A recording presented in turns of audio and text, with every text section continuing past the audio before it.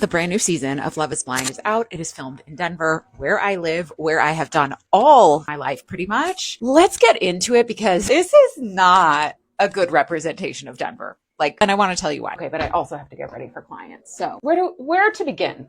Let's start with the men, okay? Also, let's start with the fact that according to many sources, most of these people, at least half of these people, don't actually live in Denver, wouldn't actually say they're from Denver. That's a problem, okay? So really, this is Love is Blind, Colorado. If we're being next, I'm not seeing any burly mountain man type.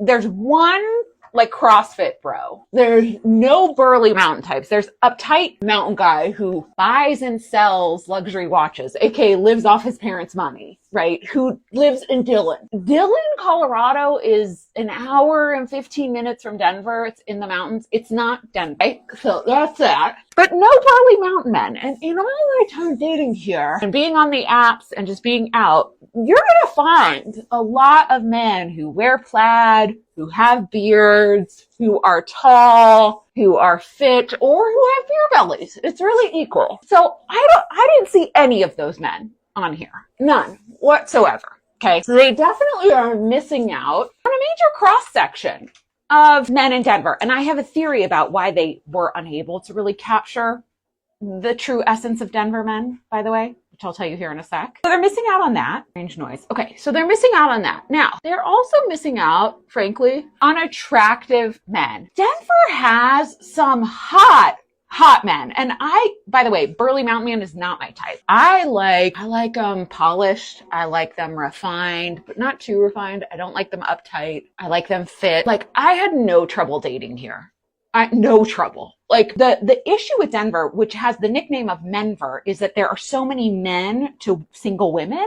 Women have bajillion options here if you're a straight woman or somebody who wants to date a straight man. That's something you really need to know for context here. So the problem is, because women have so many options and because Denver is really a beacon for people who want to enjoy the outdoors, want to enjoy a lifestyle that is, incorporating the outdoors regularly. I mean, we have one of the best natural playgrounds in the country, okay? Which don't tell people. We have so many people who moved here, and by the way, who complain about it because they moved from New York City or Chicago, and they're like, oh my God, it doesn't have this from a big city perspective. No, it's Denver. We live here because we want some city creature comforts, but we want to be close to the mountains and we want to do outdoors. If you don't like outdoors things, if you don't like relaxing in hot springs, if you don't like mountain sports, if you don't like being outside, don't move here. Don't move here. So many people after the pandemic moved here and just don't like anything about what this place has to offer.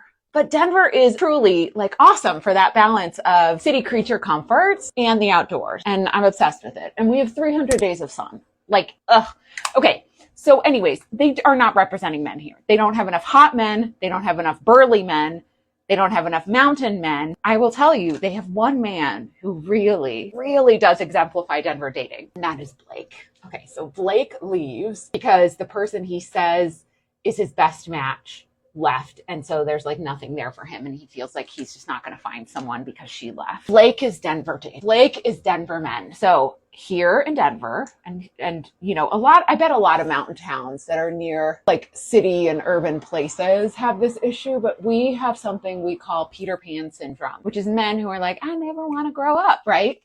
They lack a maturity that is required in relation. And I don't know Blake, right? And you're just a character on my TV. So if you're seeing this, which you're probably not, I'm not judging you too harshly, but you're the example, right?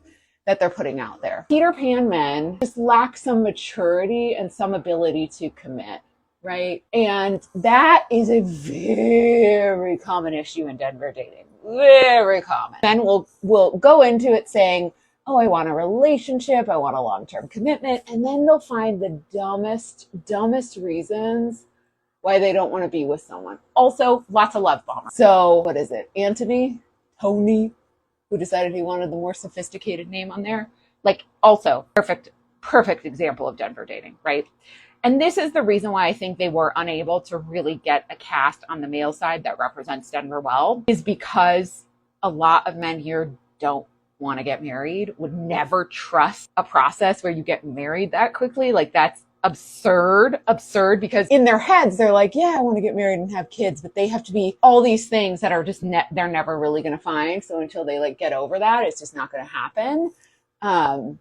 And so I think the issue is they can't fully represent Denver because they couldn't find enough in the time they were casting. By the way, I'm in plenty of local Facebook groups for my business and connecting with other female entrepreneurs. I just don't think they were able to cast well enough here. And so I think we're seeing a really odd cross section of these like primarily young men. I mean, most of the guys are in their 20s or very early 30s. There was like the one guy who wasn't Mike, who was like 37.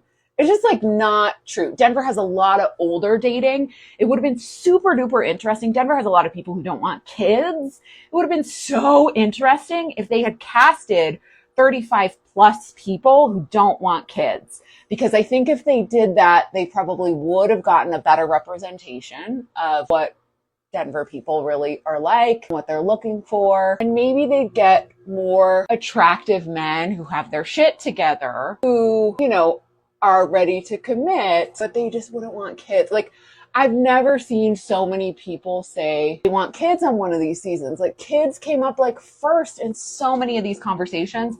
And it's just, there are so many people here who choose a child-free life. And they're not representing that. So that's my theory so far.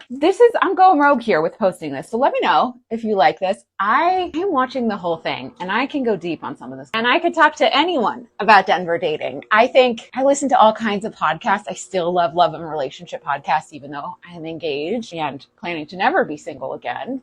I know a lot on this topic. As a woman who didn't really date much in her 20s, got married young, got divorced at 30, and then dated a wizwa. Dated a wizwa until my mid-30s. I have a lot of thoughts on this topic, so let me know if you want to hear more.